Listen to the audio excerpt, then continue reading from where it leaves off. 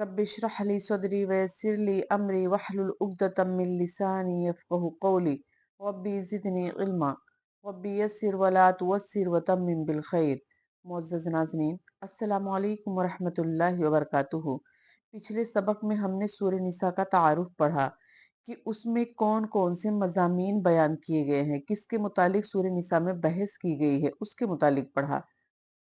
आज हम सूरह निसा शुरू करते हैं। औज़ु बिल्लाहि मिनश शैतानिर रजीम, बिस्मिल्लाहिर रहमानिर रहीम व बिही नस्तईन। अल्लाह सुब्हानहु व तआला फरमाते हैं, या अय्युहन्नासुत्तक़ू रब्बकुमुल्लज़ी खलक़कुम मिन नफ्सिन वाहिदतिन व खलक़ मिनहा ज़ौजहा व बस्सा मिनहुमा रिजालन कसीरन व निसाअ वत्तक़ुल्लाहल्लज़ी तसाअलून बिही वल अर्हाम इन्नल्लाह काना अलैकुम रक़ीबा।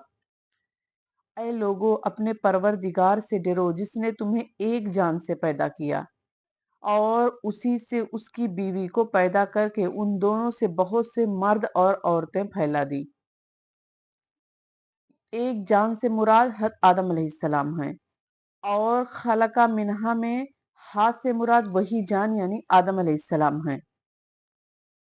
तो आदम अलैहिस्सलाम से उनकी बीवी हज़रत हव्वा अलैहिस्सलाम को अल्लाह सुब्हानहु व तआला ने पैदा किया। हज़रत हव्वा अलैहिस्सलाम को आदम अलैहिस्सलाम से कैसे पैदा किया गया इसके मुतालिक इख्तिलाफ है। हज़रत अब्दुल्ला इब्न अब्बास रज़ी अल्लाहु अन्हुमा से मरवी है कि हज़रत हव्वा अलैहिस्सलाम हज़रत आदम अलैहिस्सलाम की बाईं पसली से पैदा की गई। जैसा कि सहीहैन की हदीस है, यानी सही बुखारी सही मुस्लिम की, अल्लाह के रसूल सल्लल्लाहु अलैहि वसल्लम इरशाद फरमाते हैं कि औरत पसली से पैदा की गई है और पसली में सबसे टेढ़ा हिस्सा उसका बालाई हिस्सा है। अगर तू उसे सीधा करना चाहे तो तू तोड़ बैठेगा और अगर तू उससे फायदा उठाना चाहे तो कजी के साथ ही फायदा उठा सकता है। इससे पता चला कि औरत जो है वो मर्द की बाईं पसली से पैदा की गई है। और उसके बाद अल्लाह सुब्हानहु व तआला फरमाते हैं कि उनसे बहुत से मर्द और औरतें फैला दी, यानी कयामत तक जितने भी लोग आएंगे सब हजरत आदम अलैहिस्सलाम और हजरत हव्वा अलैहिस्सलाम की औलाद हैं। हजरत आदम अलैहिस्सलाम की जितने भी लोग हैं सब आदम अलैहिस्सलाम की औलाद हैं। तो उनसे बहुत सारे मर्द और औरतें अल्लाह सुब्हानहु व तआला इन्हें गोया कि उससे अल्लाह ताला ने दुनिया बनाई। वत्तकुल्लाह, और अल्लाह से डरो जिसके नाम पर एक दूसरे से मांगते हो और रिश्ते नाते तोड़ने से भी बचो। अब यहाँ पर बताया गया कि अल्लाह सुब्हानहु व तआला से डरो, यानी पहले बताया गया कि अल्लाह ताला ने एक ही मर्द से मर्द और औरत से पूरी मर्द दूसरे मर्द और औरत फैला दिए। उसके बाद अल्लाह ताला फरमाते हैं कि एक अल्लाह उसी अल्लाह से डरो जो जिसके नाम से तुम एक दूसरे से मांगते हो और रिश्ते नाते तोड़ने से भी बचो, यानी सिला रहमी की बहुत ज्यादा तलकीन की गई है, बहुत ज्यादा उसको करने का हुक्म दिया गया है। अल्लाह के रसूल फरमाते हैं जो तुमसे कटे तुम उससे जुड़ो। इसी तरीके से रहम जो है इसकी जमा अरहाम आती है और इसके माने होते हैं रिश्तेदारियां। अल्लाह के रसूल सल्लल्लाहु अलैहि वसल्लम रहम की तफसीर करते हुए फरमाते हैं,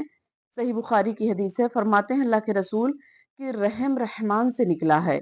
अल्लाह ताला ने रहम से फरमाया जो तुझे मिलाएगा मैं उसे मिलाऊंगा और जिसने तुझे काट दिया मैं उसे काट दूंगा।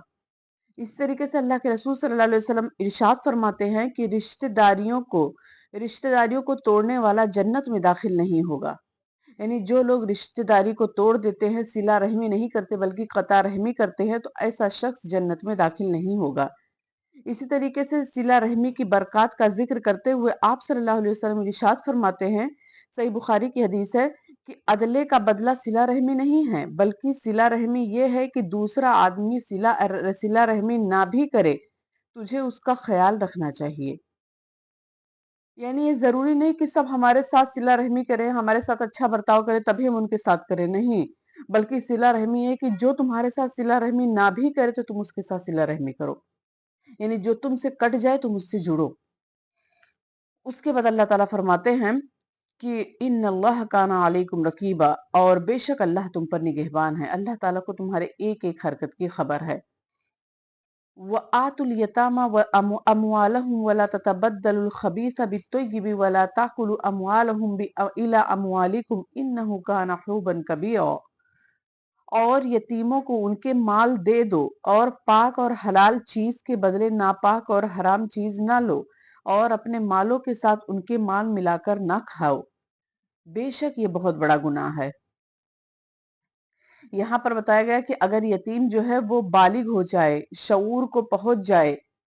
تو پھر اس کا مال اس کے سپرد کر دو۔ اور اللہ سبحانہ وتعالیٰ نے یہاں پر لفظ خبیث اور لفظ طیب استعمال فرمایا ہے، یعنی گھٹیا چیز اور عمدہ چیز، دو چیزیں ارشاد فرمایا، یعنی ایسا نہ کرو کہ ان کے مال کی جو اچھی چیزیں ہیں اس کو تو تم خود رکھ لو، اور جو خراب چیزیں ہیں، گھٹیا چیزیں ہیں، بیکار چیزیں ہیں، وہ سب ملا کر ان کے بدلے میں ان کو دے دو۔ ایسا نہیں کرنا ہے، کیونکہ انہی گھٹیا چیزوں، انہی خبیث چیزوں اور عمدہ چیزوں کو، انہی گھٹیا چیز کو خبیث سے تعبیر کیا اور عمدہ چیز کو طیب سے تعبیر کر کے اس بات کی طرف اشارہ دیا ہے کہ مال گرچہ وہ طیب ہی ہے، یعنی حلال ہی ہے، لیکن تمہاری بددیانتی نے اس میں خباثت داخل کر دی ہے، اور اب وہ طیب نہیں رہا، بلکہ تمہارے حق میں وہ خبیث ہو گیا ہے۔ اسی طریقے سے بددیانتی سے جو بھی مال، ان کا مال اپنے مال میں ملا کر کھانا منع کیا گیا ہے، یعنی بددیانتی سے کوئی بھی شخص کسی بھی یتیم کے مال کو اپنے مال میں ملا کر نہیں کھا سکتا،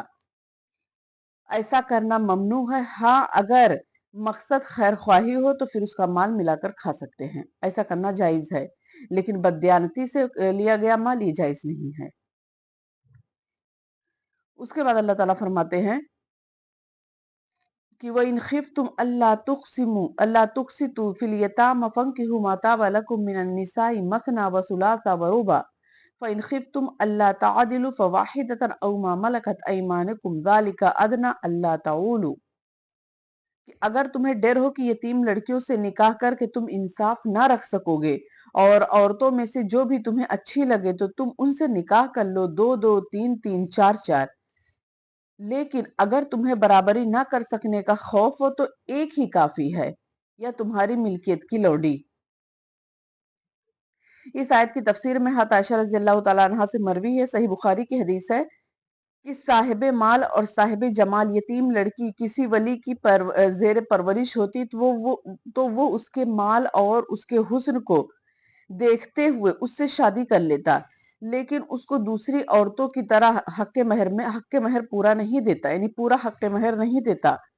تو اللہ تعالیٰ نے اس ظلم سے روکا ہے کہ اگر تم گھر کی یتیم بچی کے ساتھ انصاف نہیں کر سکتے تو تم اس سے نکاح بھی مت کرو، تمہارے لیے دوسری عورتوں سے نکاح کرنا جائز ہے، یعنی تم اس لڑکی سے نکاح مت کرو بلکہ دوسری عورتوں سے نکاح کر لو۔ اور یہاں پر مرد کو ایک سے زائد بیویاں رکھنے کا بھی حکم دیا گیا ہے، یعنی اگر کوئی شخص چاہے کہ میں ایک سے زائد بیویاں رکھ لوں، دو رکھ لوں، تین رکھ لوں، چار رکھ لوں، یعنی چار آخر ہے، چار تک رکھ سکتا ہے، تو وہ نکاح کر سکتا ہے، لیکن شرط اس کے ساتھ یہ لگا دی ہے کہ چار بیویاں رکھو، بخوشی رکھو، لیکن ان سب کے ساتھ انصاف کرو، ورنہ جو شخص چار بیویاں یا تین بیویاں یا دو بیویاں رکھتا ہے لیکن وہ انصاف نہیں کرتا، تو ایسا شخص اللہ تعالیٰ کے ہاں مجرم ہوگا، اور اس کو اپنے کیے کے اپنے کارناموں کا حساب دینا ہوگا اللہ تعالیٰ کو۔ اور بتایا کہ اگر کوئی شخص جو ہے وہ اس کو پتا ہے کہ وہ انصاف نہیں کر سکتا ہے تو اس کے لیے زیادہ بہتر یہ ہے کہ وہ ایک ہی شادی کرے، ایک ہی نکاح کرے، اور باقی جو ہے لوڈی پر گزارا کرے۔ اور اس کے بعد جو ہے یہاں پر اللہ سبحانہ وتعالیٰ فرماتے ہیں کہ یہ زیادہ قریب ہے، ایسا کرنے سے ناانصافی اور ایک طرف جھک پڑنے سے بچ جاؤ گے، یعنی اس طریقے سے یہاں پر یہ بتایا گیا ہے، یعنی زیادہ بہتر تو یہی ہے کہ وہ ایک ہی نکاح کرے تاکہ اسی کے ہی ساتھ انصاف وہ کرے گا، اور اگر وہ ایک سے زائد شادیاں کرتا ہے، ایک سے زائد نکاح کرتا ہے تو پھر سب کے ساتھ انصاف کرنا ہوگا، لیکن اگر اس کا میلان کہیں دوسرے کی طرف زیادہ جھک گیا تو اس ظاہر سی بات ہے اس کی ضروریات بھی زیادہ ہی، اس سے بیوی کی ضرورت زیادہ پوری کی جائے گی، تو اس طریقے سے دوسری بیویوں کا حق مارا جائے گا، دوسری بیویوں کے ساتھ انصاف نہ ہو سکے گا، اور ایسا شخص اللہ تعالیٰ کے ہاں مجرم ہوگا۔ اسی لیے سورہ نساء آیت نمبر 129 میں اللہ سبحانہ وتعالیٰ ارشاد فرماتے ہیں، اور تم ہرگز اس بات کی طاقت نہ رکھو گے کہ بیویوں کے درمیان انصاف کر سکو گرچہ تم حرص ہو، اس لیے یہ ضرور کرو کہ ایک ہی طرف نہ جھک جاؤ کہ دوسری بیویوں کو بیچ ادھڑ میں لٹکا دو، یعنی معلق کر دو۔ یعنی اگر کسی شخص کو یہ پتا ہے کہ وہ اگر ایک سے زائد شادی کرے گا، وہ اگر 2 بیوی یا 3 بیوی یا 4 بیوی رکھے گا، تو پھر وہ ان کے درمیان جو ہے وہ انصاف نہیں کر سکتا، تو اس کے لیے زیادہ بہتر ہے کہ وہ ایک ہی نکاح کرے تاکہ وہ اللہ کے عذاب سے بچ جائے۔ اور اسی لیے آدمی جو ہے مسلمان جو ہے وہ بیک وقت، اس سے پتا چلا کہ ایک مسلمان بیک وقت 4 شادیاں کر سکتا، اس کے لیے کرنا جائز ہے، 4 سے زیادہ نہیں کر سکتا، جیسا کہ نبی کریم صلی اللہ علیہ وسلم نے 4 سے زیادہ شادیاں کی تھی۔ تو یہ نبی کریم صلی اللہ علیہ وسلم کی خصوصیت ہے کہ آپ صلی اللہ علیہ وسلم نے 4 سے زیادہ شادیاں کی، جس پر کسی امتی کے لیے عمل کرنا جائز نہیں ہے۔ آخر میں اللہ تعالیٰ سے دعا ہے کہ اللہ تعالیٰ ہمیں کہنے سننے سے زیادہ اس پر عمل کرنے کی توفیق عطا فرمائے، ہمارا خاتمہ بالخیر کرے اور ہمیں قرآن کے مطابق اپنی زندگی بسر کرنے والا بنائے۔ آمین۔ وآخر دعوانا ان الحمد للہ رب العالمین۔ السلام علیکم ورحمۃ اللہ وبرکاتہ۔